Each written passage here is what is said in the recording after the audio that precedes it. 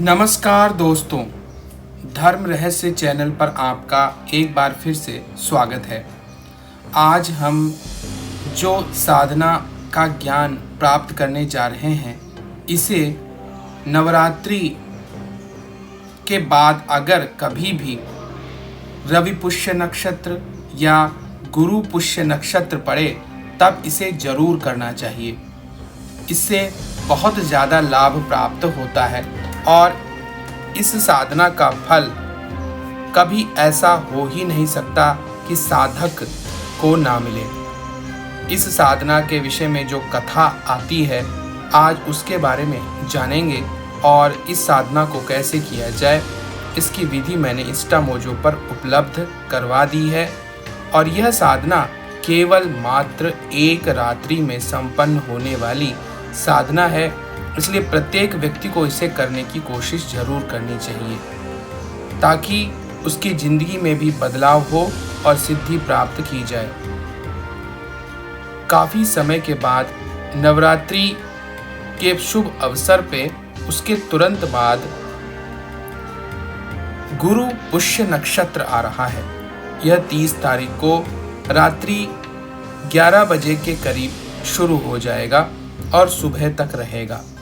इस दौरान अगर आप स्वर्ण कमला योगिनी साधना करें और इनकी सिद्धि प्राप्त कर लें तो अद्भुत लाभ आपको देखने को मिलेगा।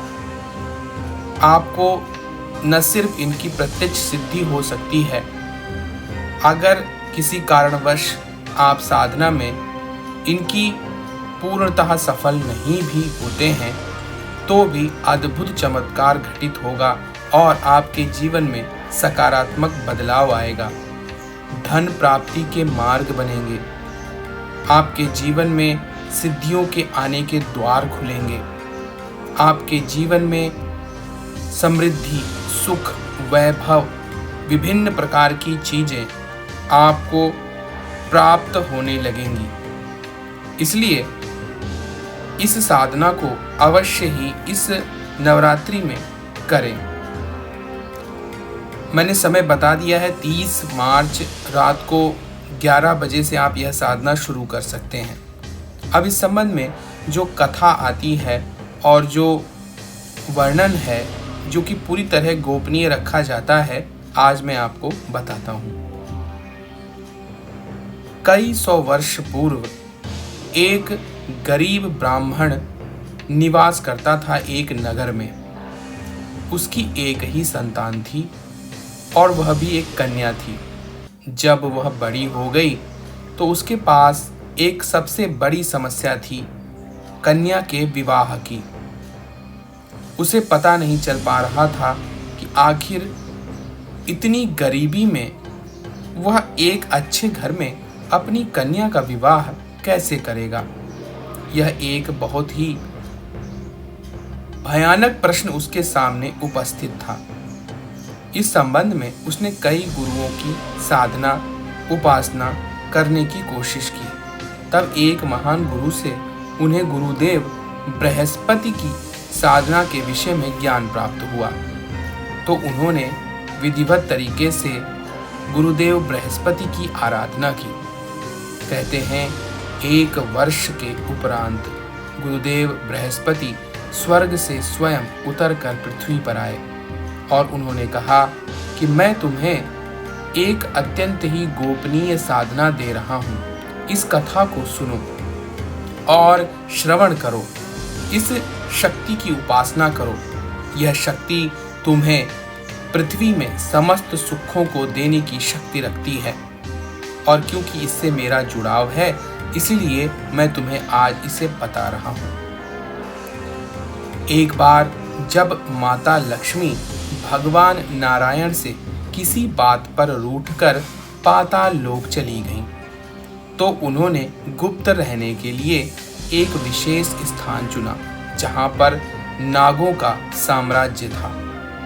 वहां पर बड़ी ही भयानक बड़े बड़े विषैले नाग रहा करते थे। माता वहीं एक गुप्त स्थान पर जाकर बैठ गईं, लेकिन नागों को धीरे धीरे बहुत जल्दी यह बात पता चल गई कि माता का निवास स्थान पाताल लोक में बन चुका है। तो सभी ने उनके चारों ओर इकट्ठा होकर उनकी स्तुति और आराधना करना शुरू कर दिया। धीरे धीरे माता लक्ष्मी अपनी साधना से जाग गई। उन्होंने नेत्र खोलकर देखा तो सामने देखा कि बहुत सारे नाग उनकी उपासना और पूजा कर रहे हैं। इस बात से वह प्रसन्न हो गई और कहने लगी, क्या इच्छा है तुम्हारी? तो उन्होंने कहा, माता आप सदैव यहाँ निवास कीजिए और कल्याण करती रहिए, हमें सुख संपत्ति वैभव सब कुछ प्रदान कीजिए। कि तभी भगवान विष्णु वहां प्रकट हो गए और उन्होंने कहा, देवी आपके और मेरे मतभेद का समय अब समाप्त हुआ। अब लीला को रोको और वापस वैकुंठ लोक चलो। तब माता लक्ष्मी भगवान विष्णु के साथ जाने लगी। यह देखकर वहां उपस्थित नाग और बहुत सारे सिद्ध महाविशालकाय नाग रोने लगे।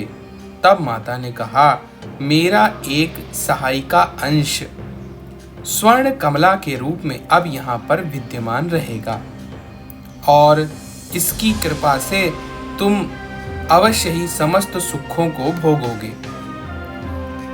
तुम्हें चिंता करने की जरूरत नहीं है। मैं यहाँ पर अंश रूप में विराजमान सदैव रहूंगी। इस प्रकार उन्होंने अपने शरीर से एक स्वर्ण के शरीर वाली स्त्री को जन्म दिया, जो कि बिल्कुल दिखने में माता लक्ष्मी जैसी ही थी। वह 2 भुजा अद्भुत सुंदरी मुकुटधारी कमल के आसन पर विराजमान पीले रंग के वस्त्र और आभूषणों से सुसज्जित थी। धन की वर्षा उस पर हो रही थी। धन के भंडार भरे हुए थे। तब माता ने कहा, अब नागों तुम्हारा जहां भी धन होगा वहां पर तुम वास करोगे और सदैव प्रसन्न रहोगे, क्योंकि कमला शक्ति के माध्यम से आपको धन से ऊर्जा मिलती रहेगी और साधारण सा नाग भी सिद्ध हो जाता चला जाएगा अगर वह 1000 वर्ष तक किसी भी धन पर विराजमान रहता है तो। इसलिए नाग बड़े ही प्रसन्न हो गए, क्योंकि उन्हें अब पता लग चुका था कि जहां पर भी धन है, अगर हम वहां पर वास करते हैं तो यह सिद्ध स्वर्ण कमला योगिनी के माध्यम से हमें माता लक्ष्मी की कृपा मिलती रहेगी और सिद्धियां और शक्तियां प्राप्त होती रहेंगी। इसीलिए इसे गुप्त योगिनी की श्रेणी में जाना जाता है। तब से पाताल लोक में स्वर्ण कमला योगिनी का निवास स्थान था। तब गुरुदेव बृहस्पति ने कहा, सुनो, उन्हीं देवी स्वर्ण कमला को आप आवाहन दीजिए, उनकी पूजा कीजिए। गुरु पुष्य नक्षत्र पड़ रहा है इस नवरात्रि के तुरंत बाद। इस समय जब तक यह नक्षत्र चलता है तब तक मेरी शक्तियां तुम्हारी पूरी सहायता करेंगी। तुम इस देवी का आवाहन मंत्र जाप विधान सहित करो और स्वयं भृगु ऋषि इसकी विद्या आपको प्रदान करेंगे। यह कहकर गुरुदेव बृहस्पति ने वहां पर भृगु ऋषि को बुला लिया।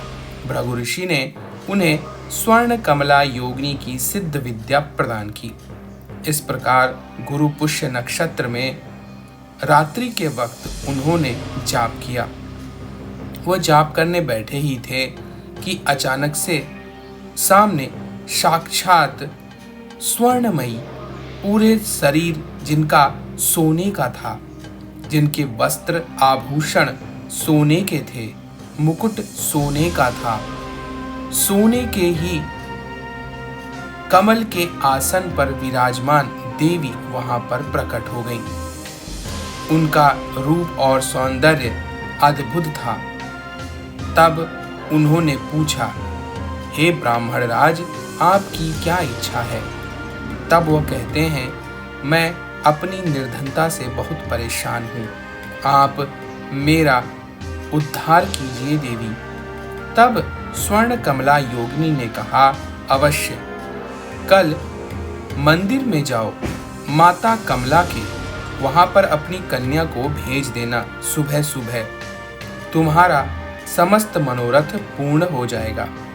तब ब्राह्मण ने सुबह अपनी कन्या को पूजे तरह से सज्जे और सुंदर बनाकर वस्त्र आभूषणों से युक्त करके मंदिर में भेज दिया और कहा कि इस मंत्र का जाप वहां पर बैठकर तुम करना।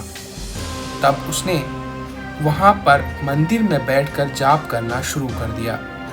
इधर से राजा और राजकुमार की शोभा यात्रा निकल रही थी, क्योंकि सिद्धिदात्री माता का दिवस सिद्धियों को देने वाला होता है। इसलिए राजा ने माता के दर्शन की इच्छा जाहिर की। जब वह मंदिर में पहुंचा तो एक अद्भुत सुंदर कन्या को मंत्र जाप करते हुए देखा। राजा का मन तुरंत हुआ, इसे मैं अपनी बहू बनाऊंगा, और उन्होंने घोषणा करवा दी, यह जिसकी भी पुत्री है, मैं इसे अपनी बहू बनाना चाहता हूँ। ब्राह्मण तक यह खबर पहुंची। ब्राह्मण बहुत खुश हुआ और उसने स्वयं उस वक्त स्वर्ण कमला योगिनी का शुक्रिया अदा किया। राजा ने उसे कन्या को अपने घर की बहू बना लिया और इस ब्राह्मण को 50 गांव दान में दिए। इस प्रकार अब यह ब्राह्मण बहुत अमीर हो गया। 50 गांवों की आय प्राप्त करके उसके जीवन का कल्याण हो गया। इस प्रकार यह शुभ मुहूर्त में अगर साधना की जाती है तो अवश्य ही फलदायी होती है। ऐसा शुभ मुहूर्त नवरात्रि की नवमी में आपको इस वर्ष 30 मार्च को 11 बजे से मिल रहा है। इस समय का लाभ उठाएं और स्वर्ण कमला योगिनी की साधना करें।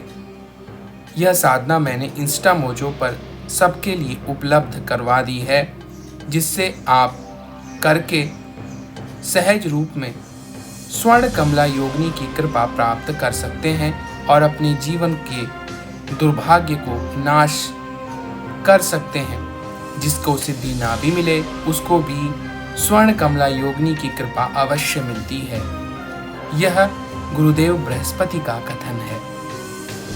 तो अगर यह जानकारी और कहानी आपको पसंद आई है तो लाइक करें, शेयर करें, सब्सक्राइब करें। आपका दिन मंगलमय हो। धन्यवाद।